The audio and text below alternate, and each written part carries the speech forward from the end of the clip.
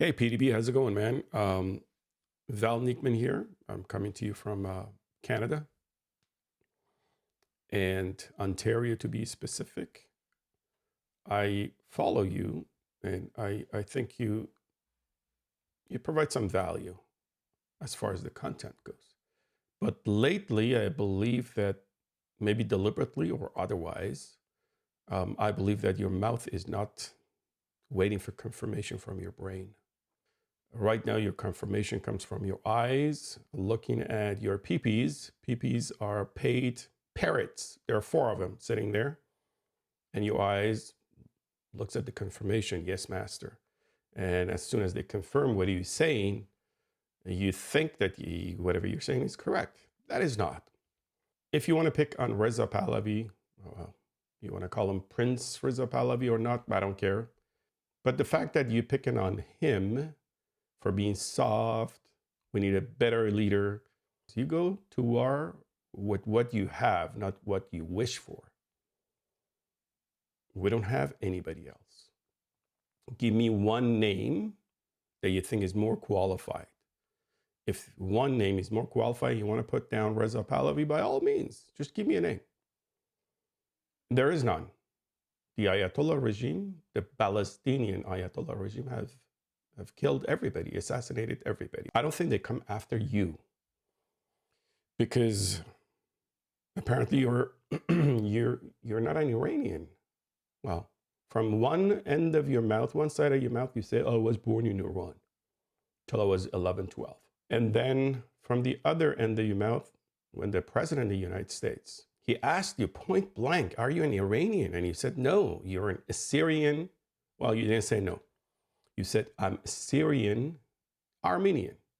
Let's pick on the Assyrian part because nobody asks where your heritage and history and ancestry comes from. This is not ancestry.com. Point blank, are you an Iranian? When somebody goes, are you an Iranian? And you turn around, you say, no, I'm Assyrian. That is equal to, you ask somebody from south of Iraq, what are you? Are you Iraqi? No, I'm Babylonian. You get how stupid that is? Just think about it. If you're not proud of being an Iranian, well, it's fine. Then don't chime in as if you are one. Don't boast about, oh, I've got the Shah's picture in my house. It means nothing. Well, of course. And 50 years is a long time. They're antique. You can't find them anymore. Nobody prints Shah's money or any money with Shah's on it. So don't go there and brag about I have somebody's picture. I collect them. Well, you're a collector. Period. Nothing more than that. Now, if down deep you have good memories of being in Iran, going with your father, buying an ice cream, you want to relive that memory. For that you're involved. Good. Just keep your mouth shut. If you don't know what you're talking about, don't say anything. Nobody asked you for your opinion. But if you know what you're talking about, by all means, teach us. Now you pick on Reza Pahlavi for not having a job. He's done nothing. For 1 second, put yourself in his shoes. You're 17. You come out July of 1978.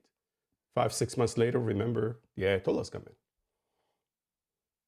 Just think about it. You're 17, turning 18, and then now you need 4 bodyguards for life because somebody wants to kill you. 4 bodyguards.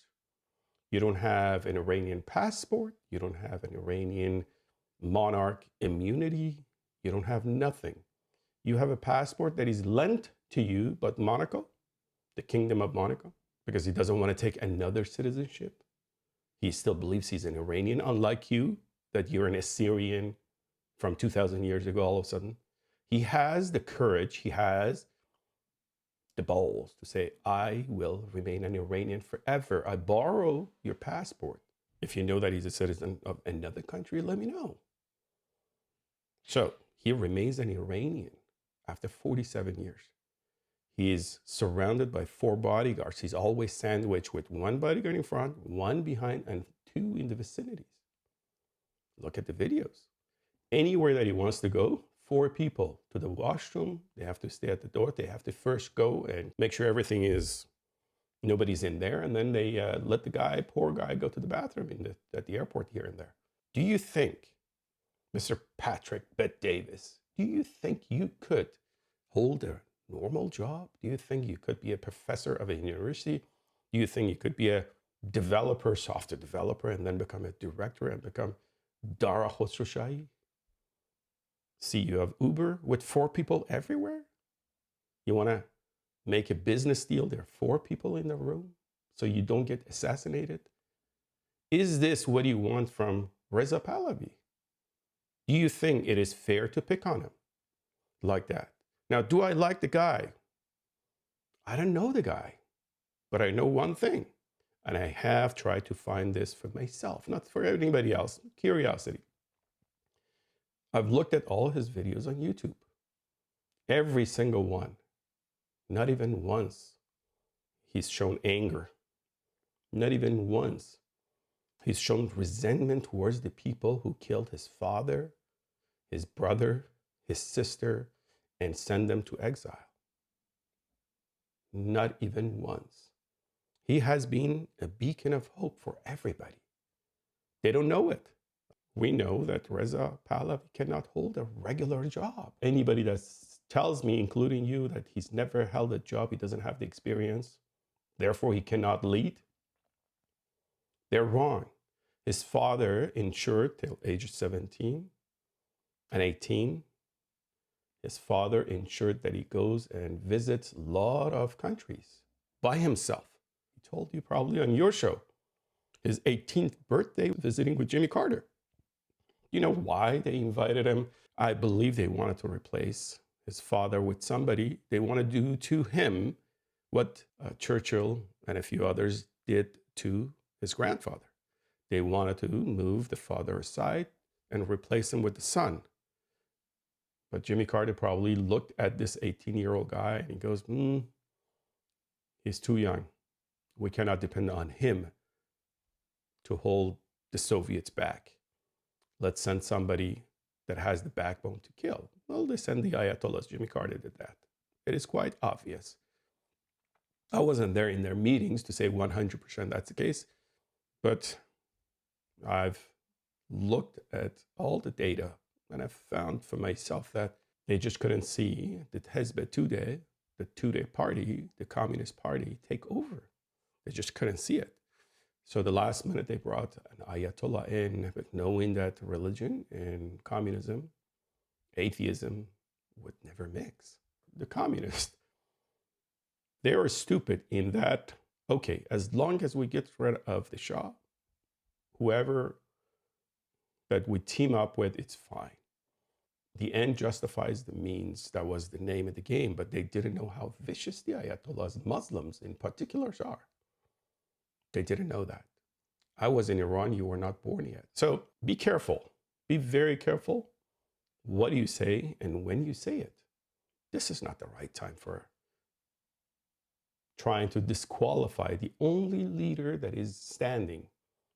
Not because of his smart, not because of his being lucky, just because he has the means to have 4 bodyguards for life. And I hope, I really hope, that the Ayatollahs don't get to him from now to the point that he's willing and ready to go back to Iran. I believe that they're now doing everything. If they threaten the POTUS, if the Ayatollahs, they say, let's go after POTUS, do you think they're not saying, let's go after Reza Pahlavi? I'm sure they are. So, in conclusion, if you don't care about Iran, it's fine. You're an Assyrian, a mythical, historical nation. It's fine if you're not an Iranian. But just know that 12,000 people just died. And for the sake of those who died, just double check, triple check things that before you want to say it. Just be careful. And if for whatever reason, you have a change of heart tomorrow, and you say, you know what? I was wrong, Mr. President. You called President Trump. I was wrong. I am an Iranian. I shouldn't have said Assyrian, Armenian. I am an Iranian because I was born there. And I want to lead Iran. I have the means to support. I have 4 bodyguards that I need. I've got the mansion. I've got whatever that I need. You just support me. I supported you to get elected. Now you support me to free Iran. Step forward as a leader, and I will be right there behind you to support you unconditionally, as long as your heart beats for Iran and nothing else. I don't ask any more than that. But till then, there is nobody else left. Ayatollahs assassinated everybody. We don't have a leader inside the jails in Iran. Even if we have people that they have the courage, they don't have the mindset. If they have the experience of torture, if they have the experience of vicious acts against their families, when they come out and they become leaders, they're going to slaughter the innocents. We know that it happened during the 1979. But Reza Pahlavi has shown for 47 years, even Robert De Niro is not such a good actor to could hide his true feeling and meaning for 47 years.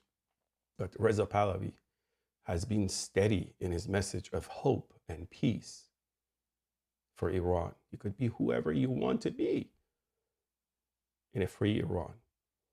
So the choice is yours. Step forward. You say you're an Iranian and champion the freedom movement and say you're the leader.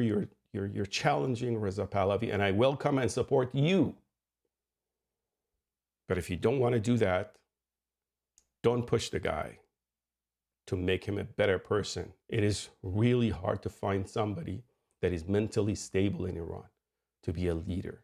And if we get such a person, it's not going to be a smooth transition. But with Reza Pahlavi, it's going to be a smooth transition, hopefully. Hopefully, we have a better chance. Love your show most of the time. You're a good person. This message, I passed it to you with good intention. I don't mean to question your integrity, but I question your timing. It's very bad timing.